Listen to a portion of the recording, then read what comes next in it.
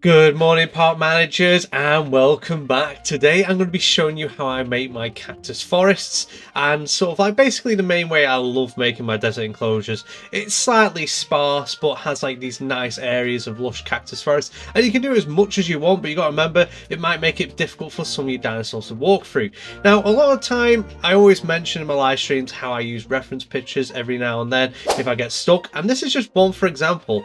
Like, as you can see, it's not just cactus, there's loads of brushes and things like this knocking about. So we're on the tropical map, so I've just used a simple brush. I know some of the plants in this don't seem like that of a desert, but if you're on a desert map it looks perfect. I think for me one of my favorite ways is to do it on a Taiga style map, because it has all of these like reds and things in it. It looks like there's some bloomage in there, and there's a lot of other photos when you type in like desert picture or cactus and stuff like this, and they're like all in bloom, which I really like. So what I'm doing when I'm placing my cactuses, I'm basically, I'm using controller here, I'm holding down LB to keep it rotating, so then not each one looks the same, it's all at a different angle, and makes it completely random.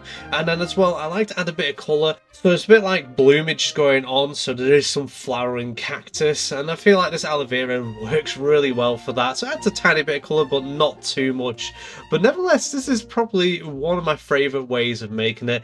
And then I go around adding a few different rocks, giving it that kind of like desert rock feel, because obviously that it's going to improve that sort of look. Obviously the second biggest one being my favorite, I always call that the cowboy rock, because that's what it feels like. And this is the complete version of it. Obviously there's a bit of an oasis in the middle and some food so our dinosaurs can eat and drink. If you're on sandbox, you can turn that setting off and pretend that your keepers go into this enclosure and feed them. But I really enjoy watching the animals eat and drink, so I kind of leave it on and just make that small sacrifice of having to have this sort of thing going on in the enclosure. But nevertheless, it kind of like folds in with the rest of the theme.